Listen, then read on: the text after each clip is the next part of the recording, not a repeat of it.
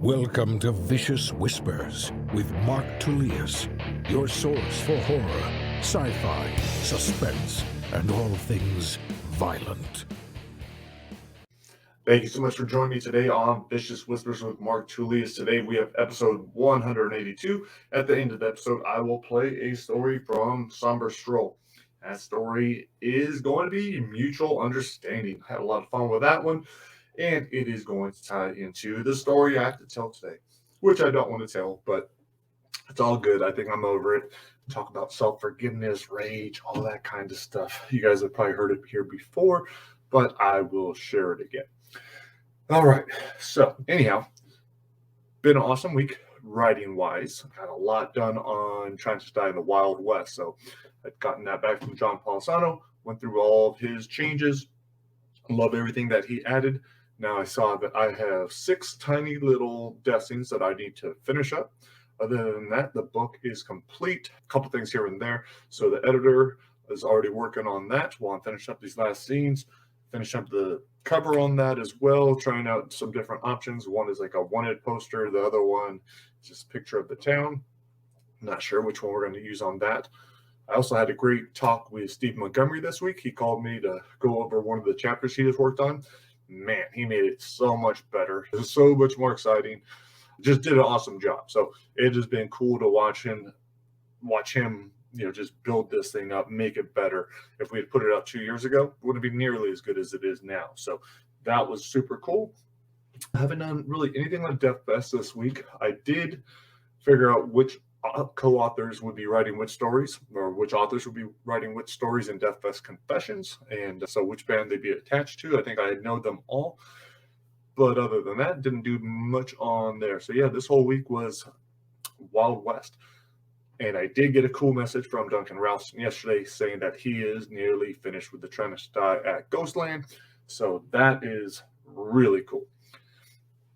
More Trying to Die related news. Sage Ricci, the writer of The Wizard's Tower, noticed my Try Not to Die shirt I was wearing the other day in a video and said he wanted one.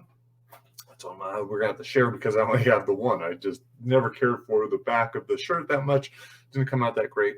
Wanted to redesign it, and I was like, shit, why don't you redesign it, Sage? Like, he's an awesome artist. He's a tattoo artist, just great artist overall. So he is starting on that. I think we're going to make it look like a cool concert shirt with lots of the titles on the back and maybe the locations of either where the co-author's from or where the story takes place. So still figuring that out, but that should be, I'd say we'll probably have that done relatively soon. Let's put those up for sale shortly. So on the writing front, I think that is about it. Not much else going on. Tonight, the family gets to go see Knotfest. We probably are going to miss the first band because my daughter has volleyball practice and we don't care that much about them. They might be great. I haven't listened to them before. Crown the Empire. I think I've heard them on Octane, but just probably fast forward. So might be really good. Maybe we'll catch part of the show. But then there's Ice Nine Kills. We're all excited about that. And then Slipknot. So seen Slipknot a bunch, but it has been a long time since I've seen them. And no members of my family have seen them yet. So I think they're all going to enjoy that show. I'm not sure about my son. He's a little bit nervous about it. He's been to a concert before, but that was a long time ago. It was at the same location, which is good. But he's worried about the car ride. I think he might also be a little bit worried about the scare factor, whether or not these two bands are going to be scary. If you put on a Slipknot video or Ice Nine Kills, there's some scary stuff, especially if you're only 9 years old. So we shall see. We told him he doesn't have to go if he doesn't want to. I'm sure I will find a friend that would join us if he doesn't go. Just wanted to do something as a family, but always want to do what is best for each member of the family. So I would never force one of my kids to do something that they really, really didn't want to do, especially something like this. So I will let you know next week how that goes. Okay, so let's get into it.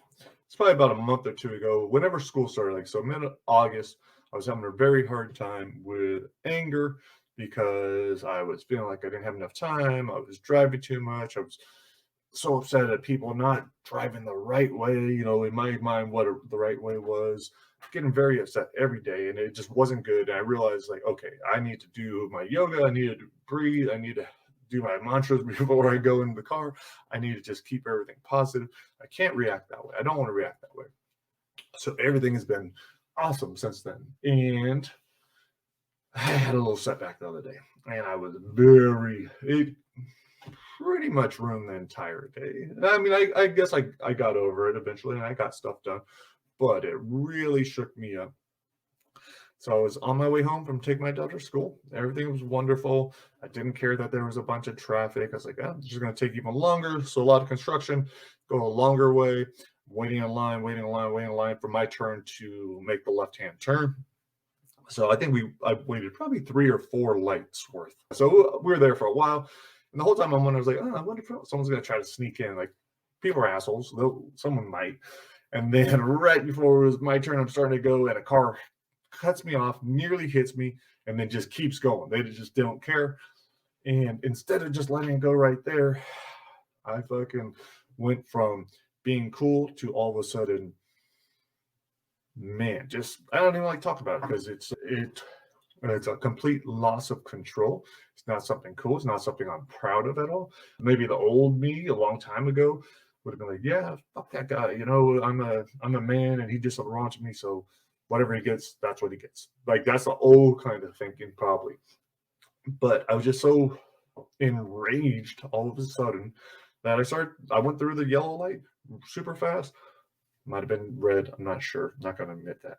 But anyhow, I chased him through, and then I kept following him. And anyone else that saw it probably would have been scared. He was probably very scared. I was trying to get him pulled over. I wanted to talk to him. And then however that talk went, I didn't care at that point. I wasn't thinking right. I didn't check to see if he had someone else in the car. Like, maybe there was a kid in the car. I didn't check to see, who knows how dangerous I was driving following him. So, whatever I was upset at him for doing, for driving dangerously, for breaking rules, for whatever else I was doing. But in my brain, I don't care, because I'm just pissed because this guy did something wrong to me and everyone behind me. And I was going to make it right. I'm going to make sure he doesn't do it again, whether it's talking to him or fight or whatever. But I was just so upset. And then fortunately, nothing happened. I didn't keep following him. I was already, at that point, I was just so upset at myself. Came home, talked to my wife, told her what happened. Because honestly, it'd be so easy to throw away everything that we worked for. If I got hold of that guy, if he said something back to me, if he had a gun, I could have gone to a fight. Either he gets hurt and then I go to jail, or he sues me, or there's no positive outcome of getting into a confrontation with someone else. And I don't want to. When I came home, I talked to my wife. She was trying to get me to, let it go, forgive myself. I knew at that point there was no way. I went and smoked cannabis, went into my sauna. I was in the sauna for a long ass time, just breathing, thinking about it, walking through, why did this happen? How did I let this happen? How do I really feel about it? I'm telling myself, like, I feel bad now of how much I might have scared this guy, how much I might have scared anyone in the car, how much I might have scared anyone watching. Just what an asshole I must have looked like, fucking going after him, wanting to get him to pull over. It's like, I don't want any of that. That's not me. Those aren't the kind of choices I ever want to make. But when we're triggered. So, and I shared a video about this in the CTE group. One of the CTE groups I belong to, I shared made a video. A lot of, I think, sharing it publicly is part of why I was able to forgive myself. Getting it out instead of it just keep playing over my mind. Like, why did I do that? What's wrong with me? How little control do I have? Can I be trusted?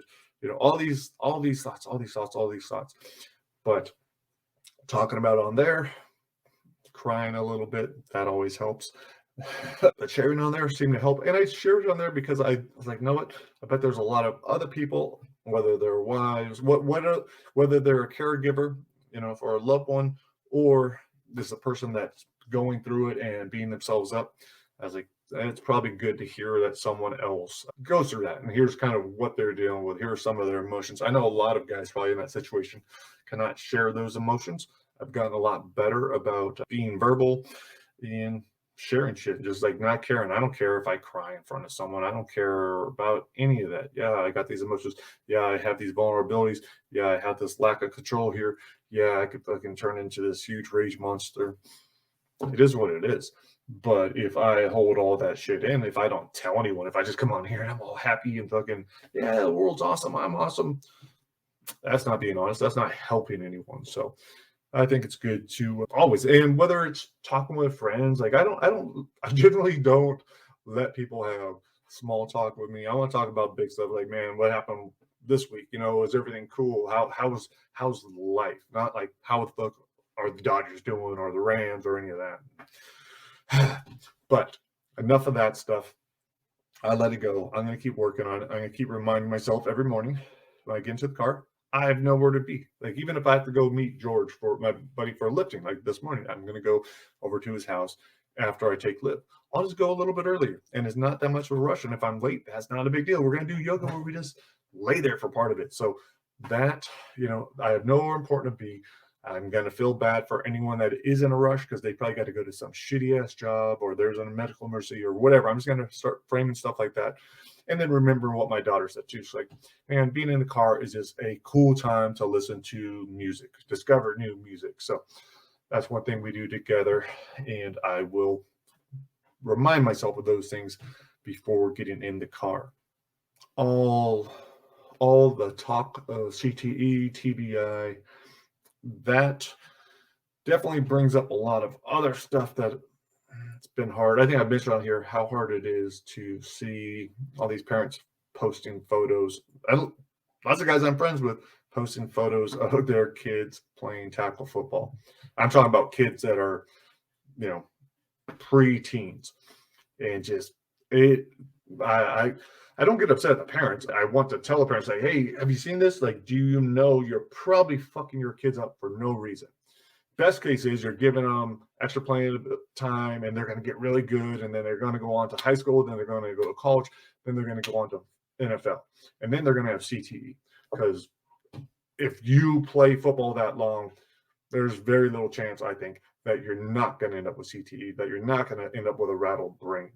So if you are considering having your kids play some kind of contact sport before they're 14, please do the research. You're going to own that. You're going to hate yourself if you 20 years from now, they're like, I don't know what's wrong. I just keep raging out, or I just this or that, or I kill myself because of all this shit that's going on in my head because I played a sport way too young when there's all this proof that it was dangerous.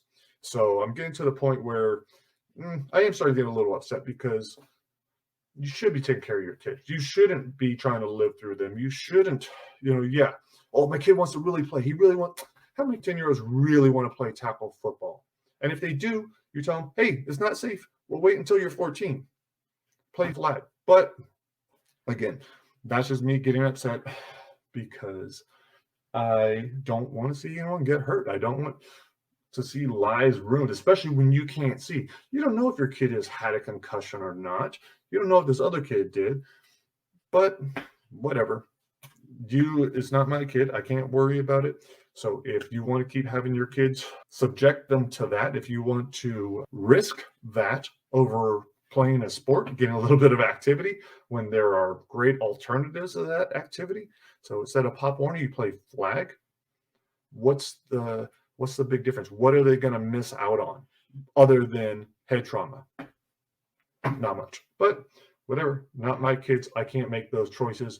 If I could, I would make Pop Warner illegal and other sports that have contact to the head before these kids' brains can handle it. But again, that's just me. What do I know? I will only be able to take care of my kids. I will try to send them in the right direction, keep them out of stuff. My daughter's about to start wrestling. There's concussions in wrestling, but she's also 14. We will look at that stuff. We will watch that stuff. What I'm talking about, the main danger is before 14 years old, being in a contact sport. It's not a smart decision. So that's all I'm going to say. If you could please show me studies that say it is safe, that it is a smart decision, that these other studies that show all the damage are bullshit, then I'll have a conversation with you. But otherwise, don't tell me, oh, well, the NFL says it's okay, or I saw a commercial on fucking Gatorade where these kids are playing and everything's cool and they're happy. Yeah, that's where you're getting your information from. So you're not getting it from a legitimate source that says that this sport is safe. You're not. So you're deciding based off of your beliefs, and these beliefs are not based on any kind of fact, but that's how our society works now. So I feel it's safe, so I'm just going to do it. Yeah, why not? Right. And most of those people are probably making that decision. They did play football, and they probably are not in the right state of mind because they're in their 40s or they're in their 50s, and their brain has declined, and they don't care, or they're angry, or they're whatever. So they're not even making good decisions like that. But that, again, is just my theory, and I'm getting upset about it. So let it shit go. Let it go. Let it go. Let it go. All right. Again, not trying to attack anyone. But if your kids 13 and under are playing a contact sport, pop horn or whatever it might be, I would seriously look at the research before allowing it to go another season.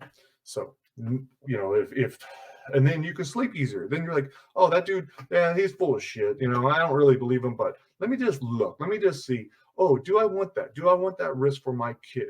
Oh, there's a risk of death, sudden impact syndrome. Do I want that risk for my kid? Yeah. But again, do what you like, not my kids. I'm going to shut up now.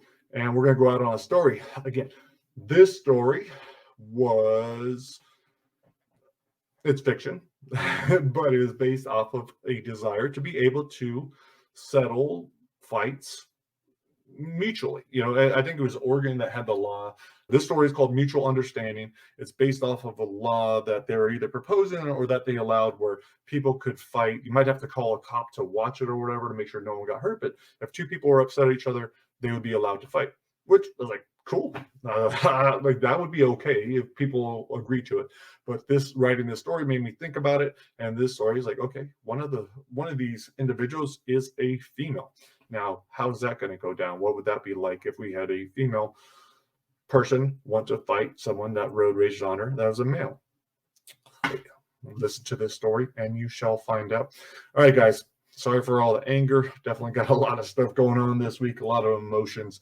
Anything CTE, TBI related is very triggering and upsetting. It's something I deal with. That's something I see so many friends deal with. So, and then there's so many people that don't have any idea that's the cause of so many of their mental health, brain health problems. But, it's hidden. You don't think about the car accident you had 20 years ago or 30 years ago, or that, oh shit, I did play high school football. Oh, I was heading the ball all the time as a kid. Yeah, just because the science wasn't there doesn't mean we don't have the damage. So the science is there now, and it's showing that, oh yeah, we did all that shit, and now this is where we are at. But all right, enough of the lecture. God damn, what's wrong with me this morning? Woke up too early. I'm not trying to be a grouchy, angry old man. I'm trying to be a caring, concerned, loving person that doesn't want to see other lives ruined. So take that for what it is. I hope you guys enjoyed this story. I hope you have an amazing weekend, and I will talk to you later. Peace.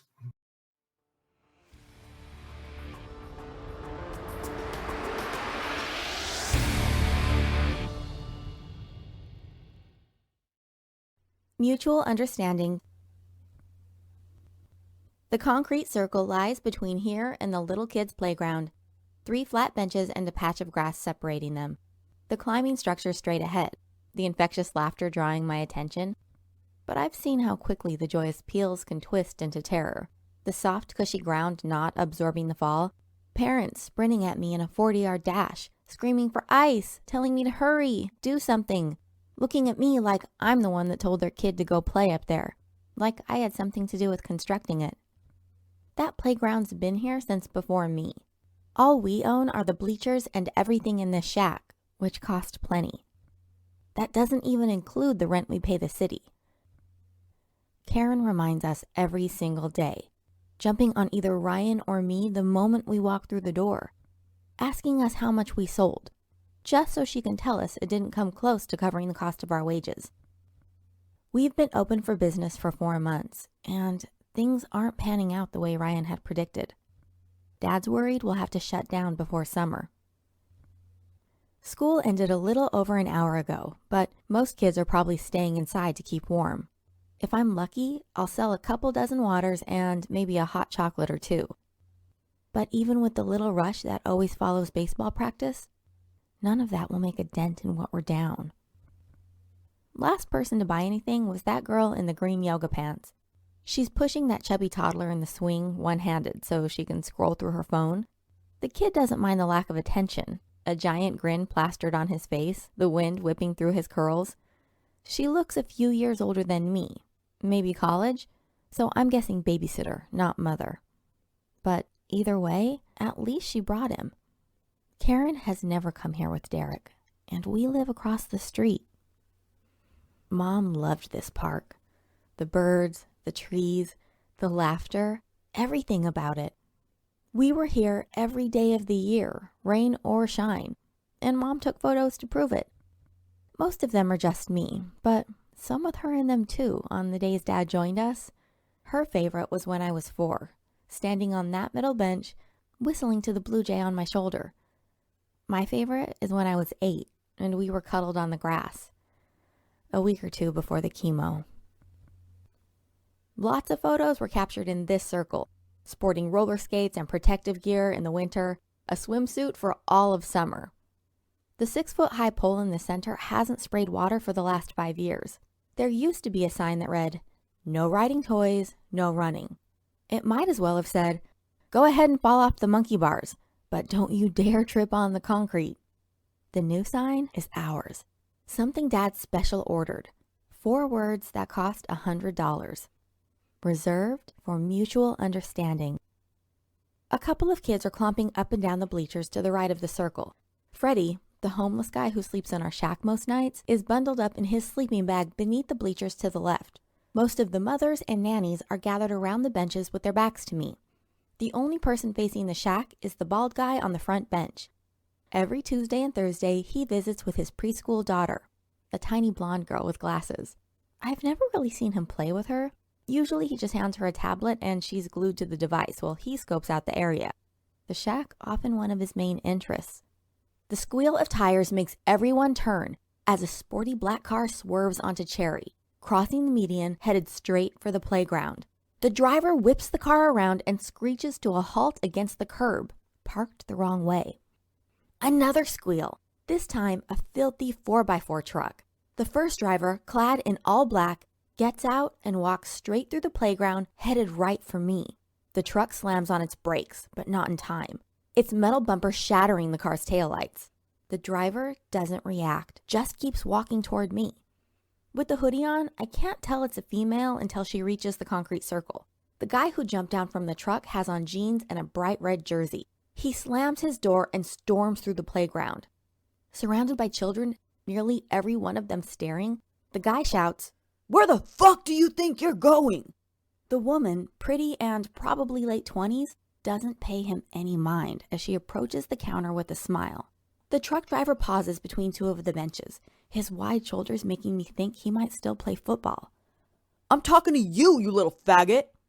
She shrugs off the hood and shakes out the brown hair that just brushes her shoulders. From across the circle, he shouts, "Oh, so because you're a chick, you get away with whatever you want?" I offer to call the cops, but she says no. She's cool and collected, but too much, like maybe she's in shock. Makeup covers most of the black eye, but not her oddly curved nose or the faded scar on her forehead. I figure she had her own phone, but hold up mine just in case. Do you want me to call? Nope, just a bottle of water, please. The big guy wasn't going away. "Come on, you were so tough earlier. You can't even look at me." The woman pulls something from her wallet. Nodding at her face and keeping my voice down, I ask, "Did he do that to you?" She shakes her head. "I don't even know this guy." He forces a laugh. What are you doing? You gonna call the cops? Go for it, you little fucking liar." Aiming some hate my way, he says, "What's that little cunt telling you?" Oh, the water. I disappear beneath the counter, think of grabbing my pepper spray from my purse, but just come up with her bottle. The woman pays with a 20, but when I hand her back 3 5s, she won't take them. She flashes a sly smile and whispers, put it on me. I'm sorry, I don't. The woman steps to the side and slides her yellow card into the mutual machine. A series of loud whoops blare from above as the yellow strobe light on the roof is activated. The computer reads, Sarah Torres, 32, 5'8", 135B. Everything seems in slow motion. The guy yells something I can't hear with my hands over my ears. The whooping stops after 5 seconds. The first 2 rows of both bleachers nearly full. A line of women face me from the side of the benches, some standing on top, the children beside them. I drop the cash on the counter and call Dad. He answers on the second ring, asks if everything's okay. The bald guy comes up to the counter, asking the woman something about training. Into the phone, I say, yeah, so far, someone's thrown down their card. It sounds like Dad is trying not to get too excited. Just one? Yeah, a lady. The guy in the jersey is at the far end of the circle talking on the phone, waving off the group of skateboarders gathering round. Make sure everything's recording. I'll check the feed on my end. Remember, 5 minutes if they agree. Reaching up, I hit the red record and then the blue streaming buttons. It's on. Dad, can you find Ryan? There are a lot of people here. Sure. I'll get him down there right away, Dad promised. Don't worry, honey. I'm patched in and everything looks great. I'll open up the boards as soon as we get confirmation. I don't want to ruin his excitement, but say, if she challenged a guy? Well, it doesn't look like he's going anywhere. Must be game. Go, honey, handle business. You got this. As I hang up, Sarah turns to the guy. How long are you going to make these good people wait? I'm not going against a girl. I'm not a girl. This is fucking ridiculous. He turns and starts toward the benches, a wall of people blocking his path. Now it's Sarah's turn to yell, her voice still under control. Figured you for chicken shit. Spreading her arms, she presents him to the crowd. This, boys and girls, is a bona fide coward. He spins around and steps into the circle. Fine. You want to do this? Let's do this. Sarah moves to the other side of the counter and gestures to the machine. Then how about you stop blabbering and insert your card? He pulls out his wallet and rifles through it. I don't even know if I have it with me. Without the slightest hesitation, Sarah points at me and says, she can sell you a replacement. Hell, I'll even pay for it. He locks eyes with Sarah. You're nuts. I'm not fighting some psycho bitch. The baseball team joins the crowd. And now, no less than 24 cameras are catching every angle. Sarah says, go ahead and let the coward leave. But make sure you get a good look at his license plate. I'll have to report him for the hit and run. He doesn't say a word, just heads straight for the machine and shoves in his yellow card. Nothing. I walk over and glance at it. It's upside down. The crowd bursts into laughter, calls him dumb shit, moron, a dozen different names. His cheeks match his shirt by the time he gets it right. Another set of whoops signaling a mutual understanding. Gerald Marin, 25, 6'1", 210A. This is so stupid, he says, probably more to himself than me. I don't want to fight some girl. Pointing to the timer counting down on the wall, you still have time to cancel. From just a few feet away, Sarah snickers. You mean chicken out. Gerald won't look at her, just calls her a psycho bitch. She says, yep, must be true if you keep saying it. The 60-second cooling off period is almost over. I give them one last chance to back out, then press the button that posts all the details to the Shack's billboard. The bald dad squeezes in front of Gerald so he can be first to place his bet. At least a dozen others line up behind him to use the machine. The rest of the counter is filled, people calling out orders, not bothering with a line. Sarah takes the right bleachers as her side. The crowd cheers for her, giving her space to take off her sweatshirt. Clad in all black except for the white swoosh of her Nikes, Sarah bends down and says something to the little girl with glasses sitting in the front row. The girl nods and Sarah lays her sweatshirt across the girl's lap. Gerald looks over the mob and catches my eye. What did she say? It was taking all I had to get everyone's order and change right. I simply shake my head. The back door unlocks and Ryan walks in, breathing heavily. Holy shillies. He takes it all in. This is for real. Cherry is stopped with cars. Gerald raises his voice. What did she tell you? Ryan says, "Hey man, we got a job to do." Only 19, but never one to be intimidated, Ryan nods at the left bleachers. So do you. Gerald backs off, and Ryan and I continue to take care of the customers. With 2 minutes still left on the timer, everyone is back in their places. Snacks torn open, popcorn spilling. Ryan wraps me up in a huge hug. Oh, I can't wait to rub this in Karen's bitchy little face. 10,000 just for hosting this. Gerald stands outside the circle, cracking his knuckles and moving his head side to side like he's checking for a clunking sound. Sarah is inside the circle doing slow, deep squats, her eyes trained on Gerald the entire time. I tell Ryan, I don't think I want to watch. He has both hands on the counter, beaming as he soaks in the scene he'd dreamed of. Yeah, of course. Why don't you get the ice and bandages ready? Sarah rolls her neck in every direction while pumping her arms back and forth across her chest. Gerald shakes his legs out and keeps on knuckle cracking. Sarah raises her right hand overhead and shows us her red card. Staring at Gerald but speaking to everyone, she says, "Let's make this more interesting." The crowd roars, stomping their feet, the bleachers shaking. Gerald doesn't say a word, his face hard to read. Sarah practically bounces over to the machine and replaces her yellow card with the red one. She returns to the bleachers to the sound of 3 blasts of the air horn. "You're insane," Gerald says. "I'm not doing this." The teenagers in the swelling crowd grow hostile, tearing into him with names none of the children need to hear. "Fuck you! Fuck all of you!" The crowd does not relent with their calls of cowardice. Sarah says, "Okay, let's change that billboard. Make the odds on whether this little pussy leaves." I got 50 that says he splits. yellow tail between his shaved legs. "Fine! You guys want it? I'll give it to you." Gerald stomps over and gets out his red card. "You saw she started this," he says to me. "She's begging for it." I don't say a word, just watch him slide his card into the reader. I cover my ears for 3 more blasts, watching the red strobe light activate and reflect off the concrete. Another wave of people is lined up for the machine. Gerald shucks off his jersey, a white tank top underneath, tattoos on each swollen arm. Sarah walks over to me, appearing confident, not considering backing down. She hands me her wallet.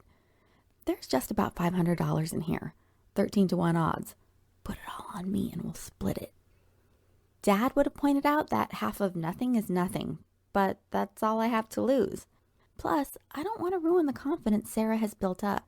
I ask Sarah if she's sure, and she nods, slipping in a red mouthpiece and heading back to her spot. Ryan shakes my shoulder. "Hey, what are you waiting for?" He grabs the money and runs around to get in line for the machine. The bet placed, he hands me the slip with less than 20 seconds left on the clock. There isn't a cloud in the sky, but the air feels electric, like it's about to storm. Nearly everyone is on their feet, the noise louder than any game I've ever been to. "I'm gonna stay right here," Ryan tells me. He leans over the counter and presses the button to lower the pole, the sign sliding down through the drain. "Elise, you don't need to see this." I want to agree, to face the back wall, but just like everyone else, I'm drawn to the circle. "All betting is now closed," Ryan shouts. "Combatants, take your places." Gerald's work boots clunk onto the concrete, his fists by his sides. Sarah turns to the little girl in glasses and gives her an almost imperceptible nod. The girl smiles at Sarah and then buries her face in the sweatshirt. Sarah bends over and reties her shoes, tucking in the strings. She enters the circle and Ryan gives me the nod to blow the last air horn.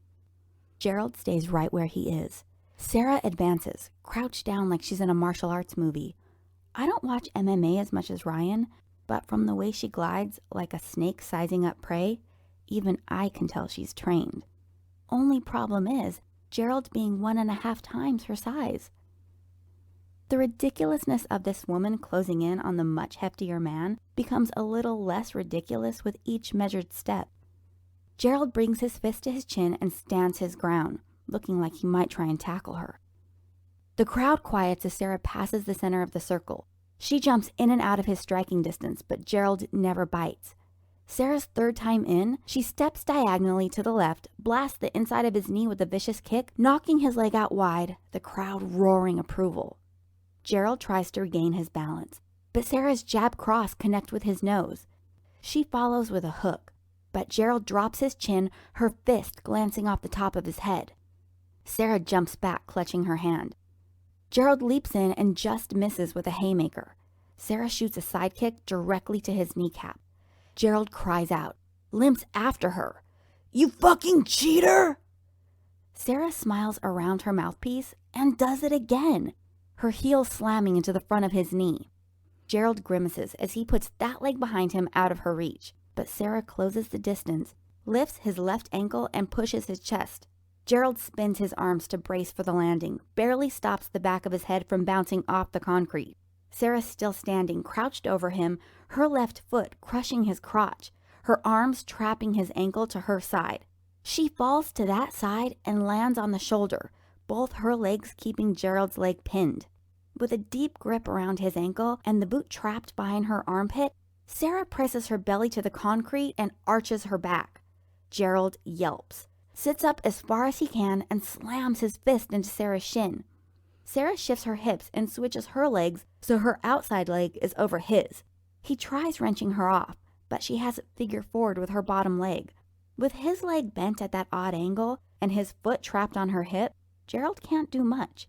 He throws a backhand, but she ducks under it, his heel caught in the crook of her elbow as she takes it with the leverage of her whole torso all the way onto her far shoulder. I tell myself that pop was just his jeans tearing, but the scream says it was probably a ligament. Gerald grabs hold of Sarah's arm and pulls himself on top of her, pinning her top leg down. His left hand finds her throat and squeezes. Sarah knocks off the choking hand, but doesn't see the punch that cracks her upside the head. There's blood beneath her. She keeps moving, deflecting the next two punches off her forearm. Sarah sits up and hugs Gerald close, bringing them back down. The moment his hands hit the concrete, Sarah brings her shin high on his back, over his shoulder and under his chin. Ryan shouts, "Oh, fuck! An omoplata!" Sarah sits up and wraps her arms around Gerald's neck. Gerald strains to get away, like a dog on a leash, his face smashed into the concrete, his arm riding further up his back. He bursts forward and breaks Sarah's grip, drags her underneath him, and drops all his weight. Sarah grunts loudly, but never stops scrambling. Getting her feet on his hips and then locking her legs behind his back, Gerald reaches back to throw a right hand and Sarah launches her body at his left arm that's braced on the ground. They start to tip over, but Gerald slams his hand back to the concrete. Sarah ducks beneath his armpit, sliding around to his back. Now Sarah has a foot wrapped around the front of each of Gerald's legs and fought to get an arm around his throat. Gerald tucks his chin and pushes off with his feet, throwing them into the middle of the circle, Sarah's head banging off the drain. Keeping his weight pushing down on her chest, Gerald throws a blind punch over his shoulder, a meaty thud that smacks Sarah square in the mouth. The sound of sirens grows louder than the crowd, but doesn't silence them. The sirens come closer and closer as Sarah hides her head from the punches, Gerald's knuckles bloody from the misses that connect with the concrete. Everyone is so absorbed with the fight, I'm the only one that notices the police cruiser tearing through the parking lot and slam on its brakes just feet from the back of the bleachers. The cop bursts out of the car, pistols drawn, yelling at everyone to clear out of his way as he pushes toward the circle. Sarah's face is a red smear and she's flat on her back, but looks safe. Her legs wrapped around Gerald's neck and right arm, his left in no position to do any damage. Gerald's face is purple when the cop bursts through the crowd and lunges into the circle. Gun aimed at Sarah's head, the cop shouts, "Release him, now!" The crowd boos, but Ryan holds up his hand to quiet them. Pointing at the 2 red cards in the reader, Ryan addresses the officer. He agreed to an advanced mutual understanding. Those 2 are the only ones who can stop it. The cop doesn't take his eyes off Sarah. "I said now!" Sarah glances at the cop, but can't seem to take in what he's saying. Ryan urges her. "Go on, he can't stop this." Ryan cites the law to the cop, swears they'll make a citizen's arrest and sue if the city continues to interfere. The officer lowers his gun, but only a bit. "That man's a police officer," Sarah takes a deep breath through her nose as blood trickles from her bottom lip that's torn in two. Speaking around her mouthpiece, she says, "Not in here!" Gerald takes advantage of the distraction and drops to his side, freeing space around his neck. Instead of fighting to get back under him, Sarah swivels on top, her legs still triangling his head and arm. In complete control, Sarah sits back on his chest, a steady stream of her blood falling on the forearm that tries to hide his face. The cop yells at me to do something, to shut it all down, but Ryan says that isn't going to happen. "This is all on video, and you're trespassing. Get out of the circle." Sarah spit out her mouthpiece and hits Gerald's cheek. "Or stay there and you can go next." Gerald peeks from around his forearm and whispers, "Please." Sarah shakes her head and slams her elbow down on his forearm. The crowd roars. She does it again and again. An explosion of applause accompanies each strike. It looks like his forearm breaks on the 6th shot. I stop watching after 2 more, but I hear the thuds keep coming, becoming wetter. The cheers die down until finally, no one utters a sound. There's only her breathing, ragged, like an animal not to be messed with.